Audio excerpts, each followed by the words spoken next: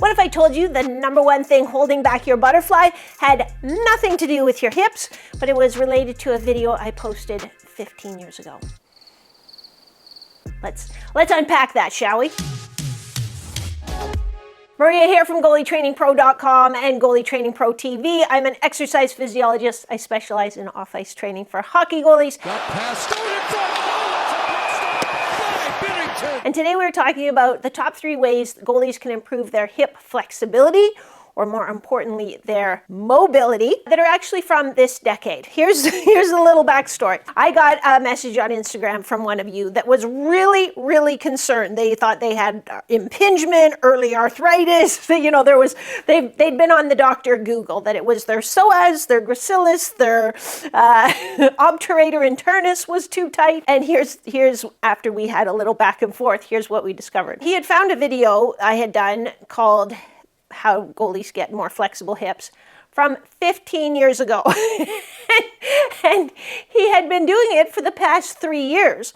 And he said, well, when I started, my butterfly got wider and I could get deeper splits and my hip felt, but now I'm stuck. It hasn't really gotten much better in the last year. So I'm going to give you the solution to that, but let's start so I revisited the video because I was like, obviously I don't remember even making the video or what was in it. Hey gang, I have a brand new hip mobility exercise for you today. So that means it's going to both improve your flexibility, but also your control on the ice. So I looked at the video and I thought, oh geez, it wasn't bad, but we can do a lot better. So let's look at the top 3 ways goalies get more flexible or more mobile hips from the 2000s.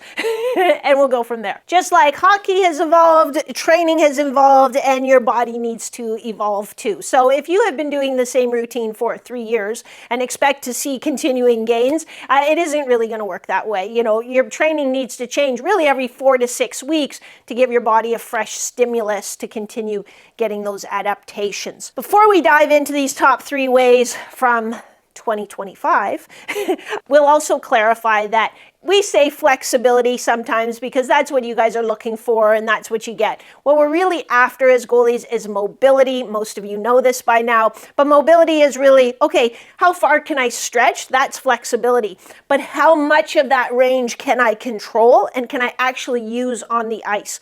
That is mobility, and that is what you need. If I can stretch out and then fall on my face and swim around the crease, that doesn't really help. If I can stretch out, make the save, pull myself back, be compact, move into position, and be ready for the next shot, that, my friend, is what legends are made of. So let's dive into the top 3 ways goalies get more flexible. What do you think is the number 1 way goalies get more mobile hips? Think about it for a second. We'll play it like a little quiz here. I know you didn't know there was going to be a quiz, but don't worry, it doesn't count to your final grade. So think in your head, picture in your head, and I'm going to try and read your mind. Okay, I'm picking up something. Restore relative motions. You are right. You guys are ahead of the curve. You know your stuff. That's right. Restoring relative motions is really one of the number 1 ways we can improve your hip mobility. For the few of you that don't know what that is, I know most of you are like, yeah, relative motions. Tell me something I don't know. It has to do with making sure the bones that create a joint can move the way they need to move so that you actually have a joint. What that means is in your pelvis, for example, your pelvis isn't just one solid muscle. It's 3 bones fused together. And those bones, now they don't slop around, but they have a tiny little bit of movement and they rotate this way and that way. And they have to be able to do that to let your hips move the way they need to move. We also, most of us are lateralized one way or the other. Most of us are to the right, which means we have these asymmetries in our body, that our right hip is a little bit, say, stuck in internal rotation. Our left hip is a little bit stuck in external rotation. So we need to restore some of those relative motions so that we have the space to move into full range of motion. And the same goes for our rib cage, for our shoulder girdle. So we need to work on those things. And that is kind of a complicated little onion to peel, if you will. But I'll give you one example. This is actually a really big thing that we work on when someone joins the Turning Pro coaching program, trying to assess which side they're lateralized on, and then giving them a specific plan of attack so that they have the space to move in any direction they need to. But let me just give you a quick rundown of one of the exercises that I would use at a camp. You know, I would use sort of with everybody. This is a basic 90-90 hip lift. So we are going to put our feet on the wall so that our knees and our hips are bent to about 90 degrees. Then we are going to kind of pull our heels down the wall a little bit just to feel our hamstrings turn on. We're not trying to like flex them hard or anything like that. We just want to feel those hamstrings turn on. Then we're going to put a ball between our knees. I should have done that first. And gently squeeze the ball, like a 3 out of a 10. Not hard. Now what I'm going to do is just curl my tailbone off the floor. So it's just like that much clearance, just like a finger width. It's not this. So it's not a glute bridge. So get nice and flat and then just curl your tailbone up. So my low back is still on the floor. I'm pulling my heels down. I'm gently squeezing the ball. And now I'm just breathing. So as I breathe in through my nose, I have my mouth closed, my tongue on the roof of my mouth, and I'll breathe in. And then as I breathe out through my mouth, it's just a sigh. I'm not blowing out the air. I'm not trying to blow up a balloon in this case. I need to keep my neck muscles relaxed. And I'm thinking about expanding my rib cage.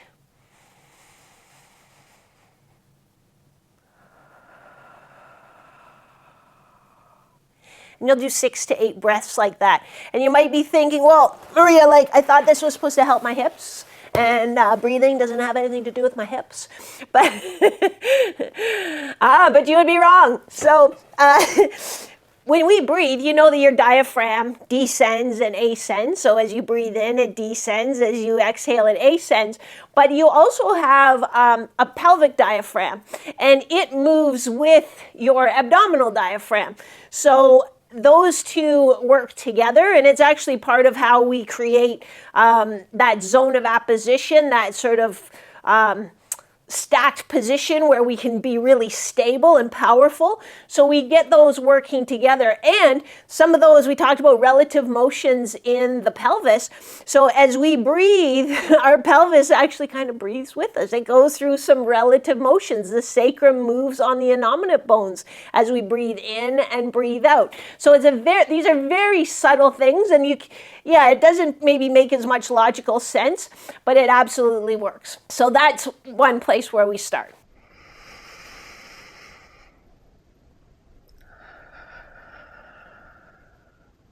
Those are actually some of my favorite drills to do because it is sort of a puzzle to figure out what you need. That, like I said, that's a really general one that we do with everyone, but then we want to go more in depth into exactly what your hips need. So when I start working with a new goalie and turning pro, and especially if they've been frustrated because they're really plateaued in their mobility, it's fun to see how we can unlock these movements and get them, feeling better and moving better right away. The second way that we help goalies get more mobile hips is one of the things that was in that video from 15 years ago. 15 years ago, it was sort of a new thing. We're gonna foam roll, everybody. And so it doesn't have to be foam rolling, but doing some soft tissue work, some sort of self-myofascial release still has a lot of benefit. And there are people that poo-poo this and that. People poo-poo everything. But, they'll say, well, all it does is increase your tolerance for that. Well, not necessarily. If I roll a lacrosse ball on the bottom of my foot, I have a better forward bend and I can touch the floor or touch my palms flat. It does improve my range of motion. Now maybe that doesn't last forever, and that's okay. If it unlocks some mobility and then lets me go through some exercises using that new range, which we're going to talk about in a second, that is a huge win. So just because those changes might be transient or temporary doesn't mean they don't have value. And anyone who's started off foam rolling or using a lacrosse ball who's never done it before knows over time, like when you start out, it's like you're rolling and there's a painful knot and it's like, oh God. And then once you've done it for a month or two, it's like I don't feel those knots anymore. This isn't painful the way it used to be. And some of it might be desensitization, but you can feel the quality. You can feel how much smoother it is in there. So I think the only thing that's really new with self-myofascial release is just to remind you to include some of the more subtle areas. You know, a lot of people do their quads and their adductors and their IT band, which we can talk about. That's a topic for another video. But we want to make sure that you're getting things like upper glutes, hip flexors, sort of on the inside. I say iliopsoas, but or iliacus, but it's very deep, but we kind of try to get in there too. So let's walk through a couple of the techniques you would use to get those areas. So in addition to kind of the regular areas, the other areas we want to look at is making sure we're getting on, like it's a part of the TFL. Your TFL is quite a broad muscle, but we kind of use this little landmarking technique to find just the right spot, you know, because it doesn't feel very comfortable. But again, just to kind of relax a little bit of that tension. I mean, the TFL tensions the iliotibial band. It's going to be tight, but sometimes it gets overused because it does all sorts of stuff it's not supposed to, because we have other muscles that aren't doing their job. So we get on that and give it a little slack. The other area, and we don't really roll on that, we just kind of hang out on there and let it melt away. The other one we get on is the upper glute. So you guys get your mid substance of your glute, the part you sit on, but you don't get the upper part right up at the top of your pelvis. And we want to work all the way out to the hip joint doing that. I think the other area, hip flexor is important, but if we can get a little bit inside on the iliacus, so usually, and like I said, you know, a true soft tissue worker would watch this and be like, you're not getting iliacus there, but we try to get deep in there. And if you do it and do a little before and after walk test, so just walk back and forth before, make a mental snapshot what that feels like, then walk back and forth afterwards, your hips will feel looser. They'll feel like they're just swinging more naturally. So for that one, what we try to do is we find our ASIS, so this bony prominence, it's right in the front of your pelvis. And then we slide, we kind of try to think of your pelvis like a bowl. And so we're trying to slide in along that surface of the pelvis and get deep. We don't want to get out here in the middle of our abdomen and start pushing down on like your colon or something. We want to stay right along the edge of the pelvis where the iliacus passes. And then once we get there and we kind of peg it down, so usually we'll get deep in there and then kind of lift your leg, and you should feel it sort of tension a little bit if you're in the right area. And then all we do is watch this knee. I'm just kind of reaching that knee forward and back. So it's very small movement. I'm not lifting my bum or rolling around. It's just reaching. I'm trying to just kind of move that iliacus under my fingers.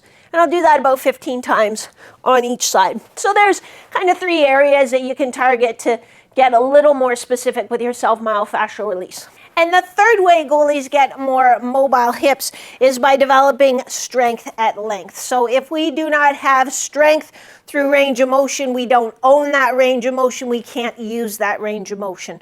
We want to own every inch of our flexibility.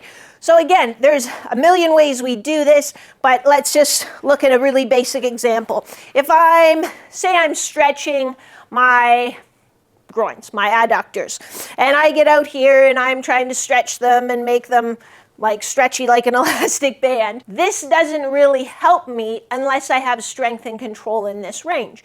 So a very simple way to start building some strength is if I get in this position and then push my feet into the ground, or almost like I'm trying to pull my feet together underneath me. I am not pushing as hard as I can. I'm not trying to do a 1 rep max. I'm just trying to build some tension to teach my brain how to use those muscles. So again, like a 3 out of 10, I'm going to squeeze and hold for 5 to 10 seconds, then relax. I can even see if I can get a little bit wider, do a little bit of PNF like that. From there, we want to take it to be a little bit more dynamic. So I'm going to get some resistance bands to help me out here. So I'm just hooking these up to my power rack because they're going to give me some assistance as I go through this next exercise. So the band is helping to pull me up, and I'm going to pull on it to help me come out. So I'm lowering myself down. It's pulling me out. I'm going to use my arm to also help.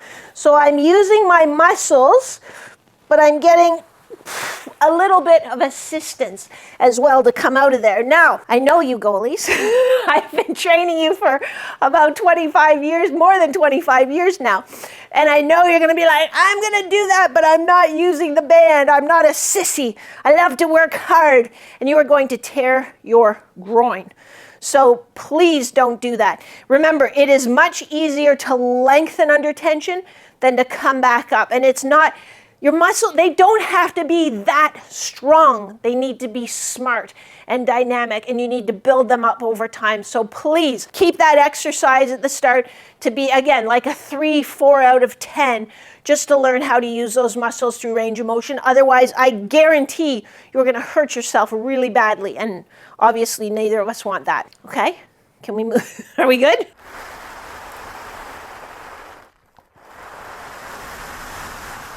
And again, those are just two really simple examples of what you can do. But you know that this isn't, goalies, we have to move in a lot of different planes of motion beyond that. We need to be able to carve turns and see cuts and push from awkward positions. So that's where we take it next. And that all gets worked into as part of your overall off-ice training program. And if you want my help putting all the pieces together for you, it's for not only your mobility, but your functional strength, your speed, your agility, your stamina, and making those changes every 4 to 6 weeks that you need to continue seeing progress over time and not getting stuck and stagnant and plateaued, then just send me a DM on Instagram. I'm at Goalie Training, or you can send an email to help@Goalie Training, and just let me know you want to chat about some program design and how I work with goalies online, and we'll hop on a call and do a little chat about that. So 3 key points, 3 ways goalies get more mobile hips, restoring relative motions,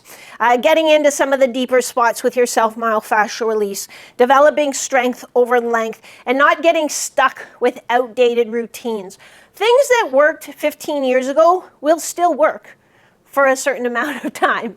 It's not that they're bad, or somebody messaged me the other day and they're like, I still use rapid response goalie, which was probably one of the very first programs I ever did for goalies. I haven't sold it probably for at least 10 years. And it's not that it doesn't work anymore. The human physiology doesn't change, but we just know a lot better ways now, ways that we can get you better results with less wear and tear. And obviously, if you've been doing the same program for, stretching routine or gym workout for 3 months or 6 months or 3 years, you're not going to see continued improvement over time. It might get little incremental improvements, but really an athlete trains with a periodized training program that changes up, typically every 4 to 6 weeks. If you found this video useful, just hit the like button. I appreciate that. If you want us to work together or to chat about it, then send me a DM on Instagram or email help@goalietrainingpro.com. We'll sort that out. Otherwise, I'll catch you next week.